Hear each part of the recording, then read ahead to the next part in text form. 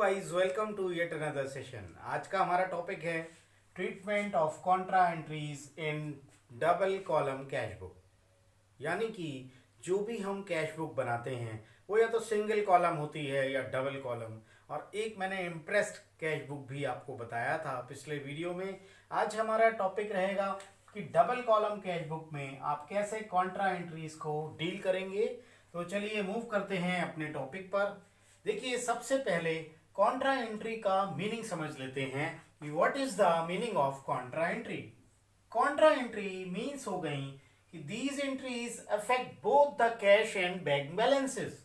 यानी कोई भी एंट्री जिसमें कैश एंड बैंक बैलेंसेस दोनों इफेक्ट होंगे simultaneously in the same transaction, और these are recorded in both side of cash book. क्योंकि दोनों कैश और बैंक बैलेंस अफेक्ट होंगे तो दोनों साइड में रिकॉर्ड होते हैं कैश बुक के, debit side as well as credit side. यानी कि डेबिट साइड में भी रिकॉर्ड होगा वो ट्रांजैक्शन एंड क्रेडिट साइड में भी वो ट्रांजैक्शन रिकॉर्ड होगा। और उसके लिए जो लेजर फोलियो का कॉलम रहता है उसमें सी मार्क लगा दिया जाता है। कुछ इस तरह से वो सी मार्क हम उस पर लगा देंगे। तो ये इसका मतलब होता है कि this is the Contra entry. आइए समझ लेते हैं कि कैश बुक में कॉन्ट्रा एंट्री से कैसे हम डील करेंगे। देखिए, हमें मालूम है कैश बुक सबसे पहले स्टार्ट होती है बैलेंस से। तो यहां पर मैं मान लेता हूं 2020 जून 1 करेक्ट, और यहां लिखेंगे टू बैलेंस ब्रॉट डाउन। आपका जो भी बैलेंस होगा वो आप यहां पर लिख देते हैं। तो देखिए, कैश बुक जो स्टार्ट होती है वो ओपनिंग बैलेंस से होती है और it ends with the closing balance. तो यहां पर हम क्लोजिंग बैलेंस लिखेंगे, लेकिन यहां पर ओपनिंग बैलेंस आता है। देखिए, आप देख रहे होंगे यहां कैश बुक में दो कॉलम है, एक कैश का और एक बैंक का। आपने ये भी देखा होगा कि एक डेबिट साइड है and this one separates the two sides. This is the debit side left hand side, this is the credit side right hand side. तो आप देख रहे होंगे बिल्कुल सिमिलर है ये साइड और ये साइड। डिफरेंस केवल डेबिट एंड क्रेडिट का है, करेक्ट। दोनों साइड सिमिलर हैं। अब हम कैश और बैंक की एंट्री क्या करेंगे। देखिए, मैंने बताया कि these transactions affect both cash and bank balance. तो दोनों cash and bank balance affected होंगे। इसको बहुत सिंपल से समझ लीजिए कॉन्ट्रा एंट्री को, कि ये आप हैं, ये आपके अब्बा हुजूर हैं, पापा जी हैं। तो आप अगर पापा जी से पैसे लोगे तो पापा जी के पैसे कम हो जाने और आपके पैसे बढ़ जाने, करेक्ट। या आप पापा जी को पैसे दे रहे हो तो पापा जी के पास पैसे बढ़ जाने, आपके कम हो जाने। यही तो ट्रांजैक्शन होगा ना। तो एक पॉकेट से दूसरी पॉकेट में आ रहा है, जा कुटिया के धान बा कुटिया में, इसको बोलते हैं सिंपली। तो हम क्या करेंगे, जो आने वाला है पैसा वो इधर आएगा। ये बहुत बहुत ध्यान से सुन लीजिए आप कि जो पैसा आएगा वो डेबिट साइड में आएगा और जो जाएगा वो क्रेडिट साइड में जाएगा। हम जानते हैं कि ये इनकमिंग साइड है, ये आउटगोइंग साइड है। मैंने पिछले वीडियो में आपको बहुत अच्छे से क्लैरिफाई कर दिया था। तो देख लेते हैं। मान लीजिए हम कोई पैसा बैंक में जमा कर रहे हैं सपोज। तो जब हम जमा करेंगे तो इनकमिंग साइड है ना, तो बैंक में जमा हो रहा है, दैट मीन्स कि हमें इस साइड में एंट्री करनी होगी, बैंक कॉलम में। अब जब आप पैसा बैंक में जमा कर दोगे तो आपके पास से जाएगा क्या, कैश। तो आउटगोइंग कॉलम क्रेडिट साइड है, तो कैश जाएगा तो कैश में एंट्री हो जाएगी। यानी आपका कैश गया कैश कॉलम में, बैंक में पैसा ऐड हो गया तो बैंक कॉलम में। सिंपल सा ये ट्रांजैक्शन हमें ये कॉन्ट्रा एंट्री कहलाती है। और इसको कॉन्ट्ररी या अपोजिट एंट्री कहते हैं, क्योंकि एक यहां होगा तो दूसरा अपोजिट यहां भी एंट्री करना होगी। दिस इज द कॉन्ट्ररी और अगेंस्ट और कंट्रा एंट्री, करेक्ट। इसका ओपनिंग बैलेंस 2300 है कैश का। अगर बैंक का बैलेंस डेबिट होता तो हम यहां लिख लेते। मैं ये मानता हूं कि यहां ओवरड्राफ्ट है, तो यहां 2020 में ही जून 1 में मैं बाय, इधर बाय आता है इधर टू आता है, तो बाय बैलेंस ब्रॉट डाउन, ये मैं मान लेता हूं अमाउंट 12,000 लिख दी। तो हमारा कैश का बैलेंस, जो हमारे पास कैश अवेलेबल है वो तो है 2300, और जो हमारा बैंक अवेलेबल है वो है 12,000। यहां तक की बिल्कुल क्लियर है बात। सबसे पहले मैं आपको एक चीज क्लैरिफाई कर दूं कि जब भी हम रिसिप्ट ऑफ चेक होगा या इंडोर्समेंट ऑफ चेक होगा, मैं आपको यहां लिख देता हूं एक नोट के रूप में ये बहुत इंपॉर्टेंट नोट रहेगा कि रिसिप्ट ऑफ चेक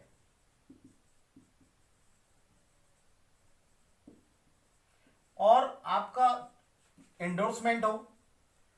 एंडोर्समेंट जानते हैं क्या होता है, बताता हूं अभी। ये रिसिप्ट ऑफ चेक और एंडोर्समेंट ऑफ चेक दोनों ही कैश बुक में रिकॉर्ड नहीं होंगे, तो यहां पर no recording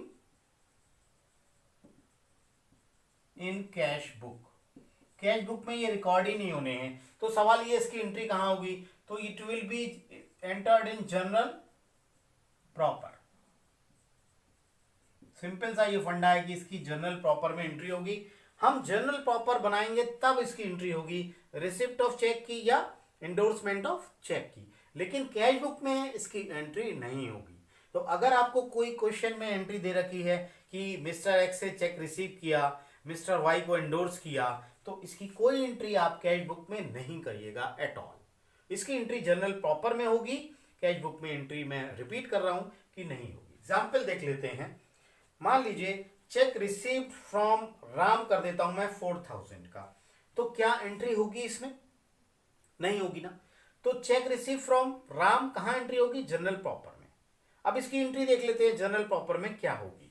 check received from Ram, correct.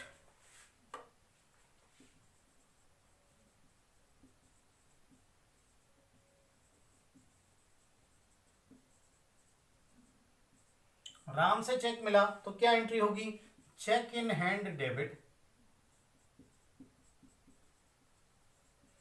Check in hand account debit to Ram. Ram is the giver, credit हो जाएगा। नरेशन लिख देंगे हम कि राम से चेक मिला। मान लीजिए 4000 का मिला था, 4000 हमने यहां लिख के एंट्री को क्लोज कर दिया। अब अगर आप ये चेक बैंक में जमा कर रहे हैं तो सिंपल सी एंट्री क्या होगी, bank account debit to cheque in hand account.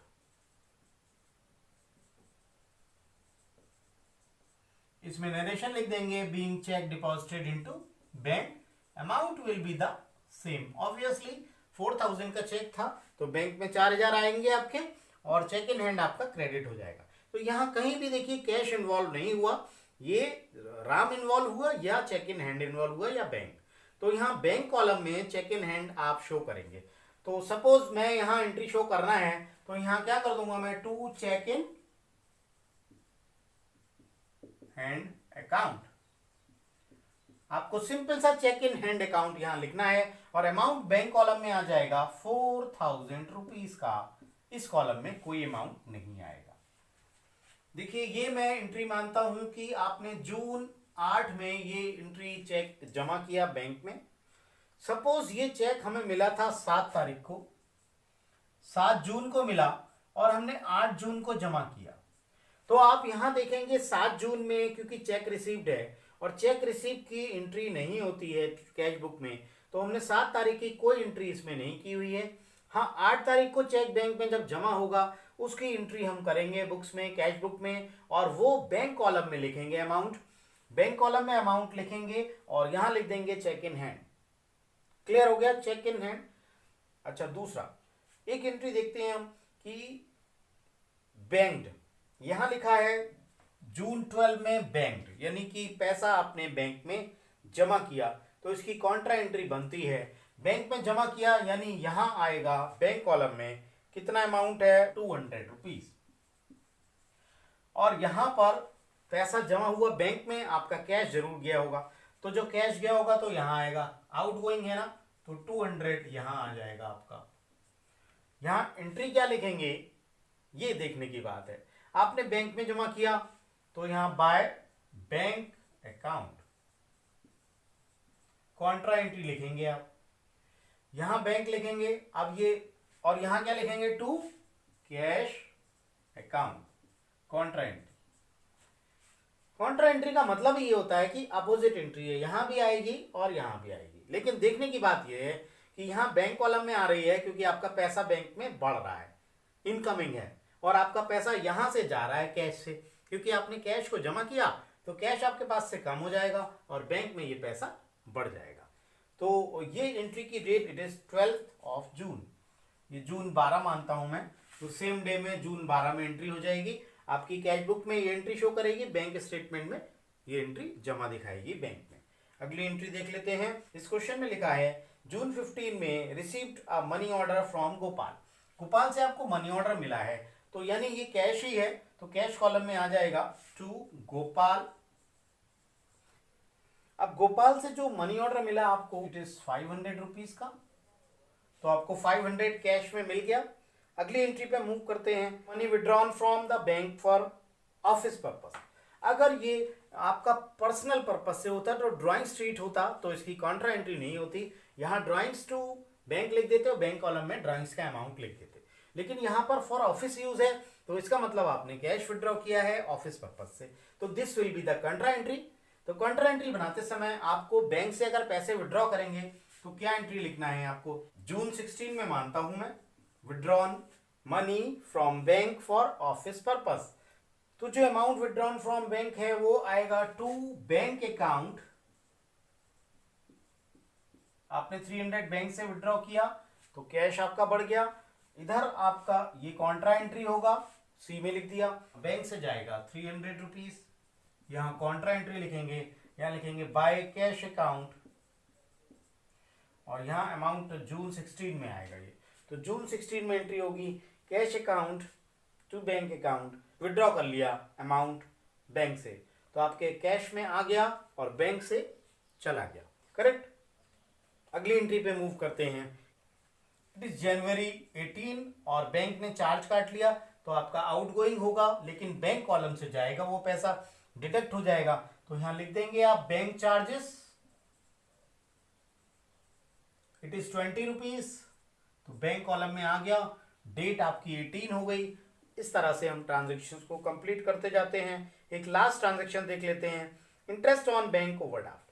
देखिए अगर बैंक में आपको इंटरेस्ट मिलता तो हम इंटरेस्ट इस साइड में दिखाते, इनकमिंग होती, लेकिन अगर बैंक ने इंटरेस्ट चार्ज किया है तो आपका एक्सपेंस है। आपका ओवरड्राफ्ट एक लोन होता है, एक लायबिलिटी होता है, उस पर इंटरेस्ट आपको देना होगा, तो आपका ये आउटगोइंग होगा, तो आपका इस कॉलम में आएगा। बैंक अपने आप उसमें से चार्जेस काट लेगा, तो इस कॉलम में, बैंक कॉलम में, interest on overdraft will be deducted. तो अमाउंट दे रखा है आपका 1000 रुपीज का ओवरड्राफ्ट का, तो यहां लिखेंगे बाय इंटरेस्ट ऑन ओवरड्राफ्ट।